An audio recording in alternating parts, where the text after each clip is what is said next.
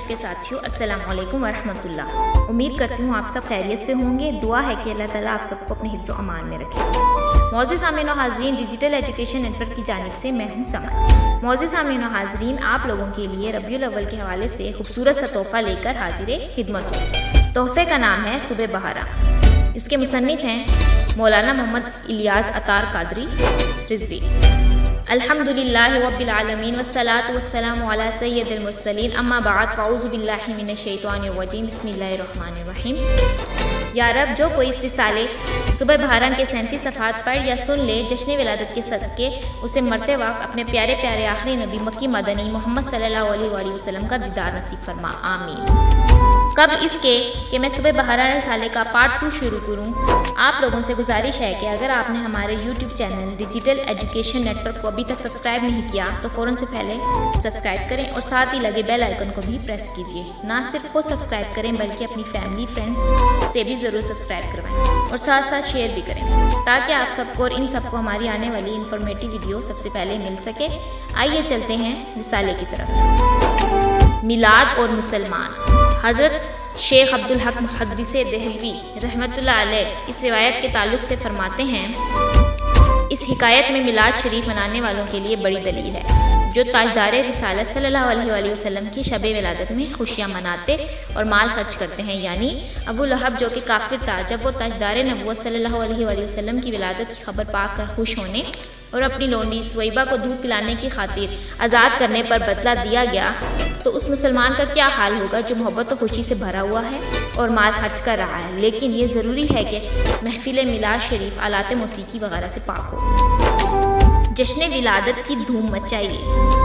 اے عاشقان میلاد، دھوم دھام سے عید میلاد منائیے کہ جب ابو لہب جیسے کافر کو بھی ولادت کی خوشی کرنے پر فائدہ پہنچا تو ہم تو الحمدللہ مسلمان ہیں۔ ابو لہب نے اللہ پاک کے رسول صلی اللہ علیہ وآلہ وسلم کی نیت سے نہیں بلکہ صرف اپنے بھتیجے کی ولادت کی خوشی منائی اور اپنی لونڈی سویبہ کو دودھ پلانے کے لیے آزاد کیا، اس پر اس کو بدلہ ملا۔ تو ہم اگر اللہ کریم کی رضا کے لیے اپنے آقا و مولا محمد رسول صلی اللہ علیہ وآلہ وسلم کی ولادت کی خوشی منائیں گے تو کیوں کر محروم رہیں گے۔ میلاد منانے والوں سے سرکار خوش ہوتے ہیں۔ ایک عالم صاحب رحمۃ اللہ علیہ فرماتے ہیں، الحمدللہ مجھے خواب میں اللہ پاک کے پیارے نبی صلی اللہ علیہ وآلہ وسلم کی زیارت ہوئی۔ میں نے عرض کی، یا رسول اللہ، کیا آپ کو مسلمانوں کا ہر سال آپ کی ولادت مبارک کی خوشیاں منانا پسند آتا ہے؟ ارشاد فرمایا، جو ہم سے خوش ہوتا ہے ہم بھی اس سے خوش ہوتے ہیں۔ ولادت کی خوشی میں جھنڈے۔ حضرت بی بی آمنہ رضی اللہ عنہا فرماتی ہیں، میں نے دیکھا کہ 3 جھنڈے نصب کیے گئے، ایک مشرق میں، دوسرا مغرب میں، تیسرا کعبے کی چھت پر، اور حضور اکرم صلی اللہ علیہ وآلہ وسلم کی ولادت ہو گئی۔ جھنڈے کے ساتھ جلوس۔ اللہ پاک کے آخری نبی مکی مدنی محمد صلی اللہ علیہ وآلہ وسلم نے جب مدینہ پاک کی طرف ہجرت فرمائی اور مدینہ شریف کے قریب موضع غمیم میں پہنچے تو بریدہ اسلمی قبیلہ بنی سہم کے 70 سوار لے کر سرکار نامدار صلی اللہ علیہ وآلہ وسلم کو معاذ اللہ گرفتار کرنے آئے، مگر سرکار علی وقار صلی اللہ علیہ وآلہ وسلم کی نگاہ فیض اثار سے خود ہی محبت شاہ ابرار صلی اللہ علیہ وآلہ وسلم میں گرفتار ہو کر پورے قافلے سمیت مشرف با اسلام یعنی مسلمان ہو گئے۔ اب عرض کی، یا رسول اللہ، مدینہ شریف میں آپ کا داخلہ علم یعنی جھنڈے کے ساتھ ہونا چاہیے۔ پھر انہوں نے اپنا امامہ سر سے اتار کر نیزے پر باندھ لیا اور رسول کریم صلی اللہ علیہ وسلم کے آگے آگے روانہ ہوئے۔ محبوب رب اکبر تشریف لا رہے ہیں، آج انبیاء کے سرور تشریف لا رہے ہیں۔ کیوں ہے فضا معطر، کیوں روشنی ہے گھر گھر، اچھا حبیب داور تشریف لا رہے ہیں۔ عیدوں کی عید آئی، رحمت خدا کی لائی،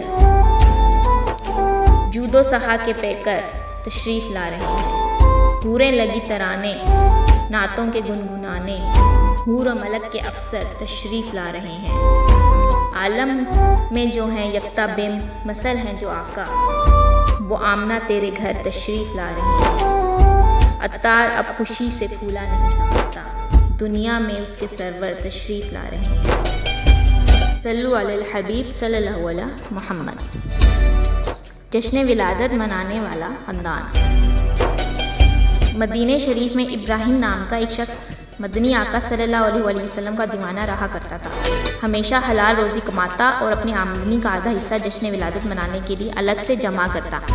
ربیع الاول شریف تشریف لاتا تو دھوم دھام سے مگر شریعت کے دائرے میں رہ کر جشن ولادت مناتا۔ اللہ پاک کے محبوب صلی اللہ علیہ وآلہ وسلم کے ایصال ثواب کے لیے خوب لنگر کرتا اور اچھے اچھے کاموں میں اپنی رقم خرچ کرتا۔ اس کی بیوی بھی پیارے آقا صلی اللہ علیہ وآلہ وسلم کی بہت دیوانی تھی اور کاموں میں پورا تعاون کرتی۔ بیوی کی وفات ہو گئی مگر ابراہیم کے جشن ولادت منانے میں فرق نہ آیا۔ ابراہیم نے ایک دن اپنے نوجوان بیٹے کو وصیت کی، پیارے بیٹے، آج رات میری وفات ہو جائے گی، میری تمام تر پونجی یعنی دولت میں 50 درہم اور 19 گز کپڑا ہے۔ کپڑا کفن دفن پر خرچ کرنا اور ہو سکے تو رقم بھی نیک کام میں خرچ کر دینا۔ اس کے بعد اس نے کلمہ طیبہ پڑھا اور وفات پا گیا۔ بیٹے نے وصیت کے مطابق والد مرحوم کو سپرد خاک کر دیا۔ اب 50 درہم نیک کام میں خرچ کرنے کے معاملے میں اس کو سمجھ نہیں آتی تھی کہ کیا کرے۔ اس فکر میں رات جب سویا تو خواب میں دیکھا کہ قیامت قائم اور ہر طرف نفسی کا عالم ہے۔ خوش نصیب لوگ سوئے جنت رواں دواں ہیں، جبکہ مجرموں کو گھسیٹ کر جہنم کی طرف ہانکا جا رہا ہے اور یہ کھڑا تھر تھر کانپ رہا ہے۔ اس کے بارے میں نہ جانے کیا فیصلہ ہوتا ہے۔ اتنے میں غیب سے آواز آئی، اس نوجوان کو جنت میں جانے دو۔ وہ خوشی خوشی جنت میں داخل ہو گیا اور سیر کرنے لگا۔ 7 جنتوں کی سیر کرنے کے بعد جب 8ویں جنت کی طرف بڑھا تو داروغہ جنت حضرت رضوان علیہ السلام نے فرمایا، اس جنت میں صرف وہی داخل ہو سکتا ہے جس نے ماہ ربیع الاول میں ولادت مصطفیٰ صلی اللہ علیہ وآلہ وسلم کے دنوں میں خوشی منائی ہو۔ یہ سن کر اس نے سوچا کہ میرے والدین محرومین اسی میں ہونے چاہیے۔ اتنے میں آواز آئی، اس نوجوان کو اندر آنے دو، اس کے والدین اس سے ملنا چاہتے ہیں۔ لہٰذا وہ اندر داخل ہوا۔ اس نے دیکھا کہ اس کے والدین مرحومہ نہر کوثر کے قریب بیٹھی ہیں، ساتھ ہی ایک تخت بچھا ہے جس پر ایک بزرگ خاتون جلوہ افروز ہیں اور اس کے ارد گرد کرسیاں بچھی ہیں جن پر کچھ پروقار خواتین تشریف فرما ہیں۔ اس نے ایک فرشتے سے پوچھا، یہ خواتین کون ہیں؟